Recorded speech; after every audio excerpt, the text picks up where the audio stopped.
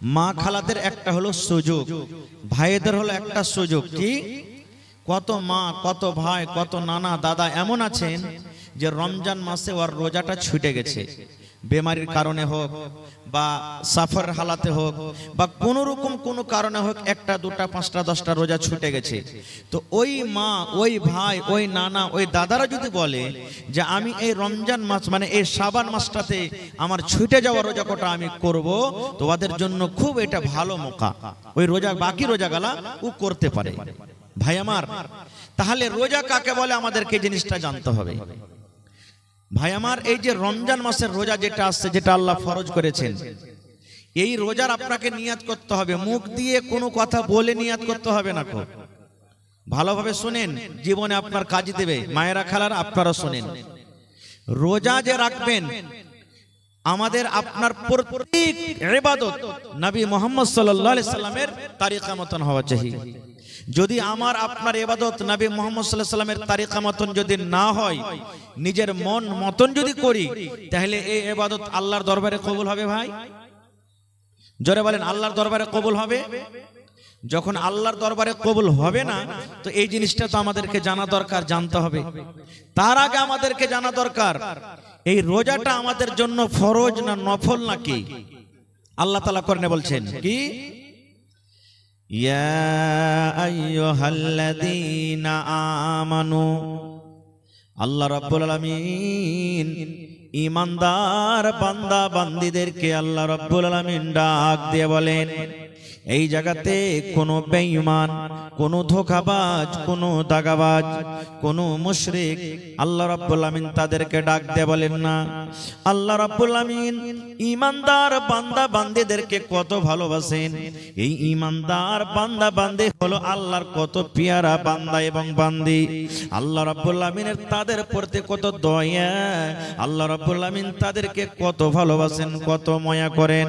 আল্লাহ রাব্বুল আমিন বলেন, এই আমার ঈমানদার বান্দী তোমরা শুনে নাও, হে ঈমানদার বান্দা বান্দী তোমরা শুনে নাও, কুতিবা আলাইকুমুস সিয়াম, আল্লাহ বলেন আমি রোজাটাকে তোমাদের প্রতি আমি আল্লাহ ফরজ করে দিয়েছি।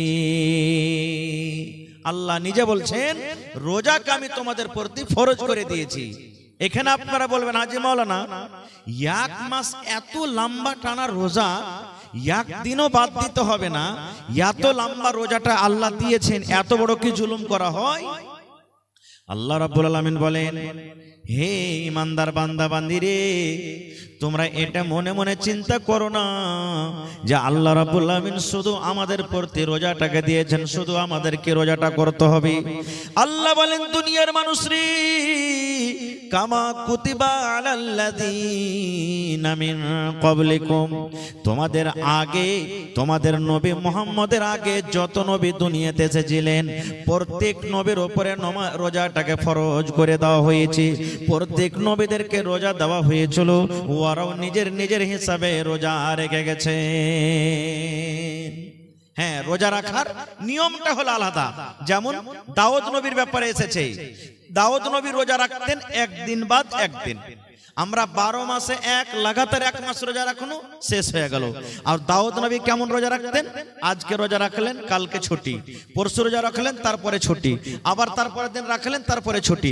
তো তাদের বছরে কতদিন রোজা হতো ভাই? কতদিন রোজা হতো? একদিন পর একদিন গোটা বছর রোজা। কতদিন রোজা রাখতেন হিসাবটা জানেন না? আর একটু জোরে বলেন। 6 মাস। আর আমরা কত রাখছি? 1 মাস। তো কাদের মুশকিল ছিল বেশি? সুবহানাল্লাহ।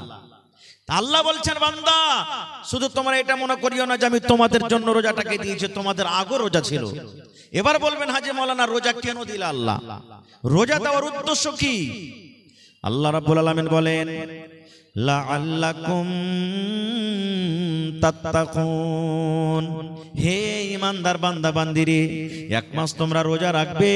1 মাস রোজা রাখার পর যেন তোমরা সমস্ত গুনাহকে বাদ দিয়ে, সমস্ত পাপ থেকে দূরে থেকে যেন তোমরা একটা মুত্তাকি পরহেজগার বান্দা হয়ে যাও, যেন তোমরা আল্লাহওয়ালা হয়ে যাও, যেন তোমরা আল্লাহওয়ালি হয়ে যাও, যেন তোমরা মুত্তাকি হয়ে যাও, পরহেজগার যেন হয়ে যাও।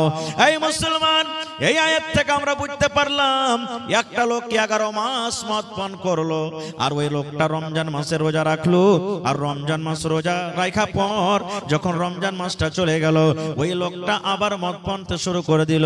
আল্লাহর আয়াত মোতাবেক বোঝা গেল বন্ধুরে, ওই লোকটার রোজা আল্লাহর দরবারে কবুল হয়নি। একটা লোক সারা জীবন মদ পান করে বিচার করে রোজা রাখলো, আর রোজা রাখা পর যেমন রমজান মাস চলে গেল, ওই লোকটা আবার কিন্তু মদ পান করতে শুরু করে দিল, আবার জেনা ব্যভিচারে সেই লোকটা লেগে গেল। আল্লাহ বলেন বান্দারে, এখনো ওই লোকটা রোজা আল্লাহর দরবারে কবুল হয়নি। এবারে কত লোক বলবেন যে রোজা তো আল্লাহ ফরজ করেছেন, মাওলানা রোজা না রাখলে কি হবে? রোজার দিনে কত ভাই এমন আছেন, বাজারে সিগারেট টানবে, মিষ্টির দোকানে মিষ্টি খাবে, হোটেলে ভাত খাবে, রুটি খাবে। ওকে যদি আপনি বলেন আরে ভাই রোজাটা কেন করিসনি, কি বলবেন জানেন? বাড়িতে কি খাইতে নাই যে মৌলী সাহেব যে রোজা করে বেড়াবো। কত ভাই তো বলবেন আল্লাহকে দেখে ডরাই না, আল্লাহকে দেখে ভয় করি না, তো মানুষকে দেখে ডরিয়ে কি করবো রে? হ্যাঁ, মানুষকে দেখে ডরিয়ে কি করবো? ওই নওজওয়ান, ওই ভাই, ওই বোনের জন্য একটা হাদিস, সহিহ হাদিস।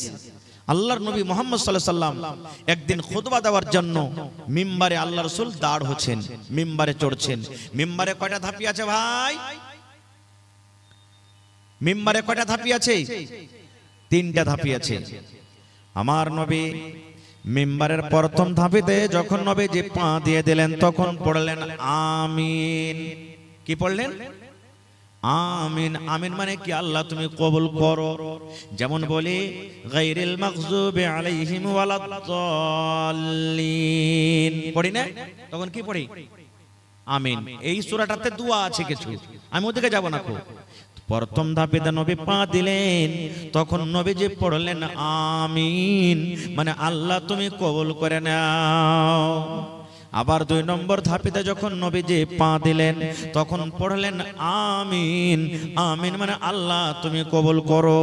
আবার 3 নম্বর ধাপিতে যখন পা দিলেন, তখন নবীজি পড়লেন আমিন। আমিন মানে আল্লাহ তুমি কবুল করো। কয়বার পড়লেন? জোরে বলেন। 3 বার। ভাইরাকে বলবো যদি খানি টানি থাকে ভাই, দিনের কথা শুনছেন, পায়ের তলাতে ফেলে আমার সাথে একটু কথা বলবেন। আমি যতক্ষণ থাকবো মাঝে মাঝে কথা বলতে হবে আপনাদেরকে। নবীজি কয়বার আমিন পড়লেন? 3 বার। খুতবা নামাজ হয়ে গেল।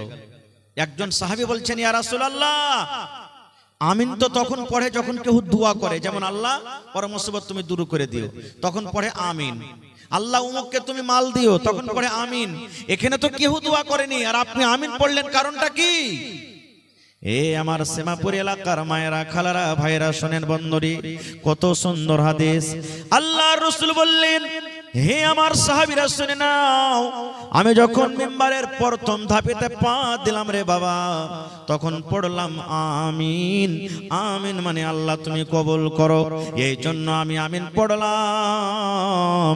আমি যখন প্রথম ধাপেতে পা দিলাম, আল্লাহর ফেরেশতা, যে ফেরেশতা আমার জীবনে বারবার আসে, বারবার আসি, আল্লাহর আদেশ নিয়ে আসে, কখন কোরআন নিয়ে আসি, আল্লাহর হুকুম নিয়ে যে ফেরেশতা আমার কাছে বারবার আসে, ওই জিবরিল ফেরেশতা আমার কাছে এসে কানে কানে আমাকে বললেন, আল্লাহর নবী গো, আপনি আপনার উম্মতকে জানিয়ে দেন গো নবীজি, আপনি আপনার উম্মতকে বলে দেন, যে মানুষেরা রমজান মাস পেল, যে মানুষেরা রোজার মাস পেল, রোজার মাস পাওয়ার পর 1 মাস রোজা রাখলো না, রমজান মাসের রোজা রাখলো না, রোজা রাখলো না, তারাবি পড়লো না, তেলাওয়াত করলো না, জিকির আজকার করলো না, 1 মাস রোজা রেখে নিজের জীবনের গুনাহকে মাফ করতে পারলো না, ওই লোকটা যেন হালাক হয়ে যায়, বরবাদ হয়ে যায়, ওই লোকটা যেন ধ্বংস হয়ে যায়। তখন নবী বললেন, আমি পড়লাম আমিন। আমিন মানে আল্লাহ তুমি কবুল করে নাও। নারে তাকবীর, সুবহানাল্লাহ। তাহলে ভাই আমি দোয়া করব, আমার মাওলানা দোয়া করবেন, আর কেউ দোয়া করবেন, কবুল হইতে পারে নাও পারে, 50-50, কিন্তু আল্লাহ এবং আল্লাহ রাসূল এবং জিবরিল ফেরেশতা যদি দোয়া করেন, তাদের দোয়াকে কোনোদিন রদ হবে ভাই?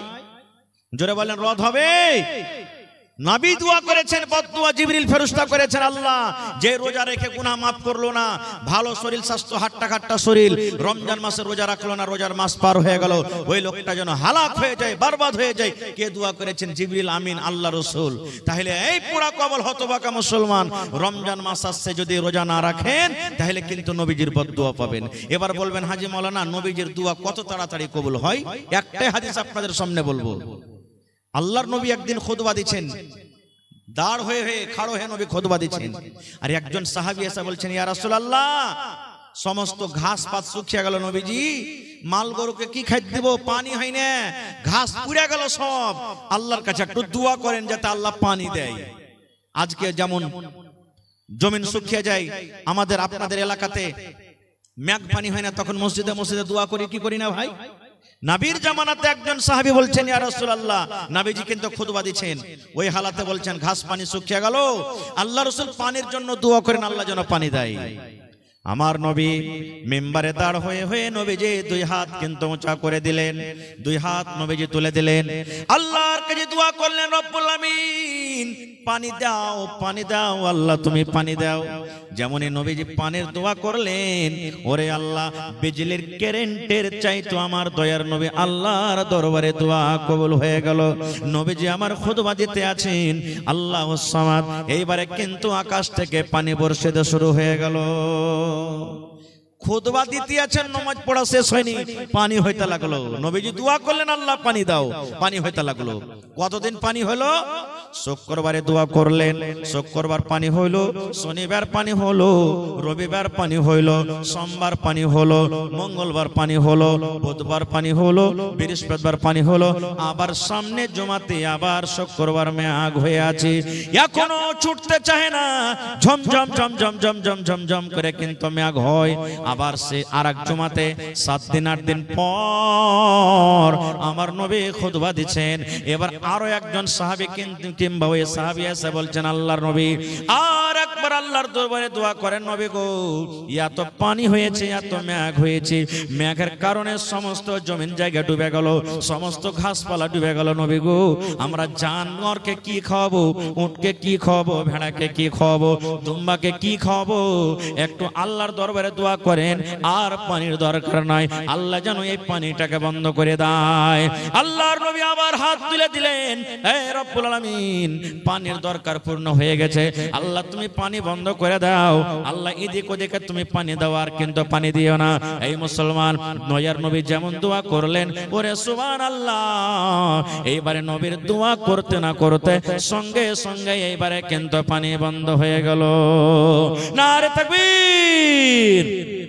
হয়নি, হবে না, হতে পারে না, আমার নবীর সাথে কারো তুলনা, হয়নি, হবে না, হতে পারে না, আমার নবীর সাথে কারো তুলনা, হায়রে তুলনা তো দূরের কথা, ছায়াও মিলে না, হয়নি, হবে না, হতে পারে না, আমার নবীর সাথে কারো তুলনা, হয়নি, হবে না, হতে পারে না, আমার নবীর সাথে কারো তুলনা।